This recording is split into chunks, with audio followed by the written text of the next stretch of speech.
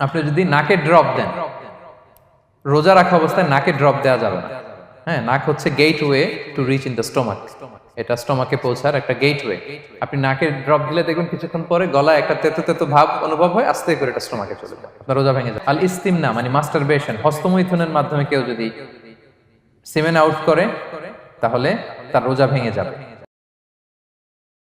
রোজা ভেঙে যায় causes that make you fasting null and void, যেই কাজগুলো আপনার রোজাকে নাল এন্ড ভয়েড করে দেয়। কি করলে রোজা ভেঙে যায়? রোজা হচ্ছে বিরত থাকার নাম। কি থেকে? খাওয়া থেকে, পান করা থেকে, ফিজিক্যাল ইন্টিমেসি থেকে স্ত্রীর সাথে, সকাল থেকে শুরু করে, ফজর থেকে শুরু করে ইলা গুরুবি শামস মানে সানসেট পর্যন্ত, সূর্যাস্ত পর্যন্ত নিয়তের সাথে। ক্লিয়ার হয়ে গেছে না? তো এই সংজ্ঞা থেকেই তো বোঝা যায় কি করলে, খেলে রোজা ভেঙে যায়, ড্রিঙ্কস করলে রোজা ভেঙে যায়, বিবাহিতরা দিনের বেলায় ফিজিক্যাল ইন্টিমেসিতে গেলে রোজা ভেঙে যায়। তো আমরা এবার পয়েন্ট আকারে শুনবো যে কি কি কাজ করলে। এখানে মৌলিকভাবে 3টা জিনিসের কথা বলা হয়েছে, কিন্তু আরো কিছু জিনিস আছে যেগুলো করলে আপনার রোজা ভেঙে যাবে। আসুন আমরা সেগুলো শুনি।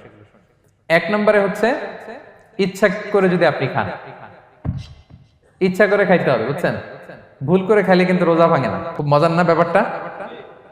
অনেক সময় এমন হয়, অনেকের অভ্যাস যে সকালবেলা সে ঘুম থেকে উঠে পানি খায়। তো আপনি হঠাৎ করে 1 গ্লাস পানি খেয়ে ফেলছেন, খাওয়ার পরে মনে হয়েছে ওরে আমি তো রোজা, এখন কি হবে বলেন তো? ভাঙবে না? ভাঙবে না, ভাঙে নাই।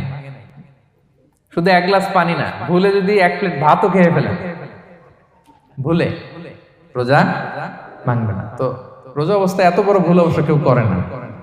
তো ভুল করে যদি কেউ খায় তার রোজা ভাঙে না। অথবা জোর করে যদি কাউকে খাওয়ানো হয় রোজা ভাঙে না। ফোর্সফুলি খাওয়াইলে ভাঙে না। ইন্টেনশনালি যদি কেউ খায় রোজা ভেঙে যায়। ক্লিয়ার? 2 নাম্বার, ড্রিঙ্কিং ইন্টেনশনালি, যদি পান করে ইচ্ছাকৃত, রোজা ভেঙে যায়।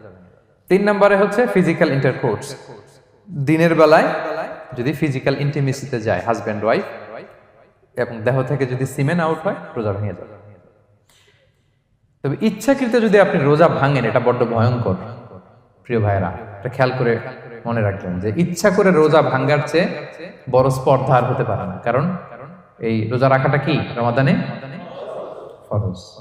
আপনি যদি ফরজ ইচ্ছা করে ভাঙেন তাহলে শুধু কাজা করলে হবে না, কাফারা দিতে হবে। কে দিতে হবে? তাহলে আমরা জানছি কাজা, আমরা জেনেছি ফিদিয়া, এবার নতুন একটা টার্ম শুনলাম, এটা কি?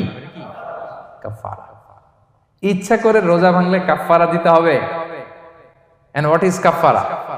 কাফারা হচ্ছে টানা 2 মাস রোজা রাখা একটার জন্য। পারবেন? রমজানেরটা রাখতে তো খবর হয়ে যায়।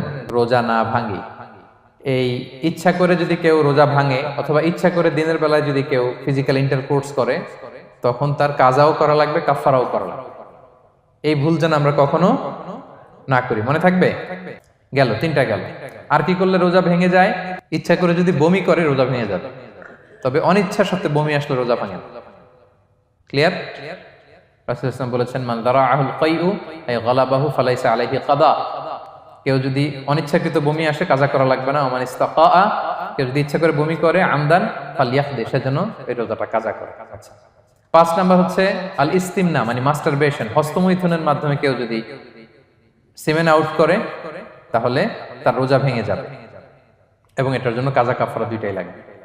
6 নাম্বার স্মোকিং। স্মোকিং যদি রমাদানে কেউ করে রোজা কিন্তু শেষ। এদিকে আমার মাসালা শেখায় না নতুন করে।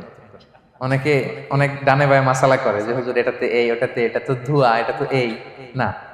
স্মোকিং করলে আপনার রোজা ভেঙে যাবে, কারণ এটার মধ্যে এমন পার্টিকেল থাকে যেটা আপনার ভিতরে চলে যায়। সো আপনার রোজা ভেঙে যাবে, খবরদার স্মোকিং করবেন না। 7 নম্বরে আপনি যদি নাকে ড্রপ দেন, রোজা রাখা অবস্থায় নাকে ড্রপ দেওয়া যাবে না। হ্যাঁ, নাক হচ্ছে gateway to reach in the stomach. এটা স্টোমাকে পৌঁছার একটা গেটওয়ে। আপনি নাকে ড্রপ দিলে দেখবেন কিছুক্ষণ পরে গলায় একটা তেতো তেতো ভাব অনুভব হয়, আস্তে করে এটা স্টোমাকে চলে যায়, আপনার রোজা ভেঙে যাবে। নাকের ড্রপ এটা রাতে, সন্ধ্যা থেকে শুরু করে সাহুর খাওয়া পর্যন্ত। আচ্ছা, এজন্য রমাদানে কিন্তু ওযু করার সময় নাকে পানি দিতে সাবধান। হ্যাঁ, ফরজ গোসলের সময় নাকে পানি দিতে সাবধান, খুব বেশি ইস্তেনশাক করা যাবে।